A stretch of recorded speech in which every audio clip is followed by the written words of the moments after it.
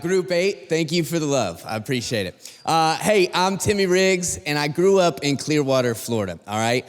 It was a wonderful, magical place to live, so why in the world I decided to go to Oklahoma City? No clue, still asking myself today, okay? I went there, it was a small private Christian university, and I actually loved my first semester of college. Had a blast, crushed it socially, went to every event, every gathering, every sporting team thing, whatever, right? Like I was all in. I just didn't go to class, all right? So at the end of the semester, my GPA was so bad, it actually didn't even end up like on the board. It was a 0.6 GPA. Pretty bad, had to go to meet with like the school board and like prove my case that they should let me come back. And they did, right? And I was like, look, I'm gonna try harder. Like you should let me come back. And so I came back. And my luck started to turn around at the first week of second semester. We had a restaurant downstairs in the basement in the common area, and I came out, and there was like some sitting area like this, right? And there she was, the most beautiful girl I'd ever seen. And so what did I do as an 18-year-old boy? Well, I knew I wanted to talk to her, so I turned around to find someone else to do it for me, all right? So the first guy I see, his name's Brady, and I was like, Brady, do you know who that girl is? And he was like, yeah, I grew up with her. And I was like, oh my, you are real. Like, this is amazing, God, thank you. And he was like, her name is Emma, and she just transferred in from Oklahoma State University. She's a volleyball player. And I was like, I love volleyball players. And he was like, yeah, so that's her. And I was like, man, that's great. More importantly, does she have a boyfriend? And he was like, actually, they just broke up in December. And I was like, oh, that's too bad. And so I was like, well, great. What we need to do, Brady, is get everybody on board. We need to start telling her about me. And then I'm just gonna be like, oh, sorry, I'm on a jog. What's up? Like, one day. And that's what I did. And I had a girlfriend of mine who was like, hey, Heart Pal's coming up. You should ask Emma to go. That would be, the right, courageous next step. And I was like, well, why don't you see if she has a date first, right? So my friend texts me back and is like, hey, she does have a date. It's so-and-so. He was a giant football player, all right? He was like David, And so, but Goliath. Anyway, he was gonna take her. And so since I couldn't go with her, I wasn't gonna go to Heart Pal.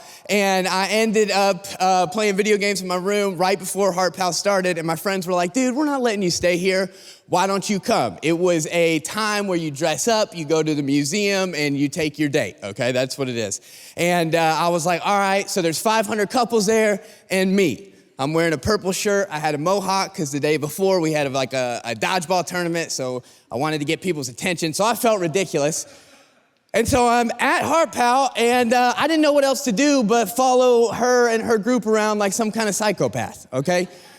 And so I would see them talking, so I'd go to the group next to them and I'd be like, hey, beautiful art. And they're like, who are you? And I'm like, doesn't matter. And so that's what happened all night long. I would go to my girlfriends and I'd say, hey, I'm thinking that tonight's the night I introduce myself. And they were like, of all nights, dude?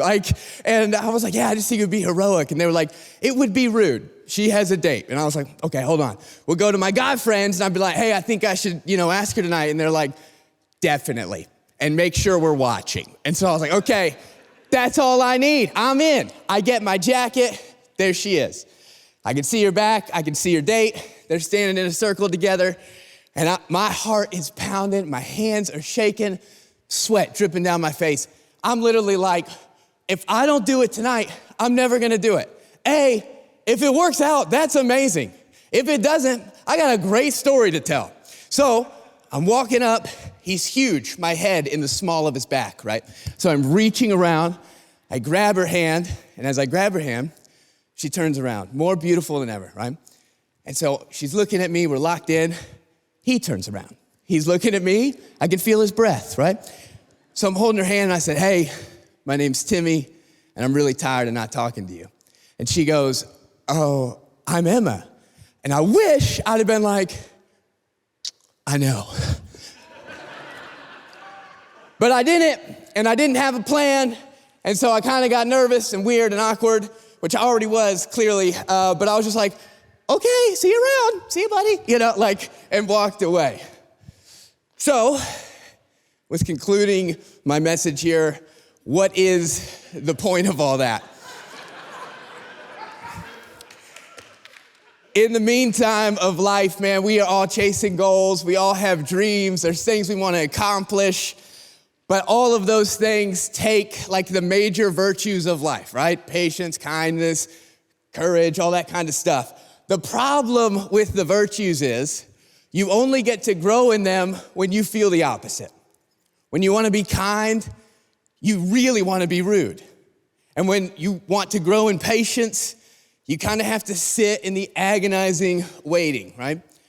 And when you want to be courageous, you have to embrace the fear that makes your heart pound and your hands shake. And so this year, my wife and I will celebrate 8 years together, and it's Emma, by the way. We have one beautiful little girl. We have another baby on the way, and this is it. I'm really ending right here. Courage, the opposite of courage is not fear. It's conformity. And so when we feel fear, let's embrace it, move towards the thing we know we're called to do, even if we're scared, and that's how we'll grow our courage. Thanks, guys. Don't you go nowhere. You stay right there. Yes. Thank you. My guy.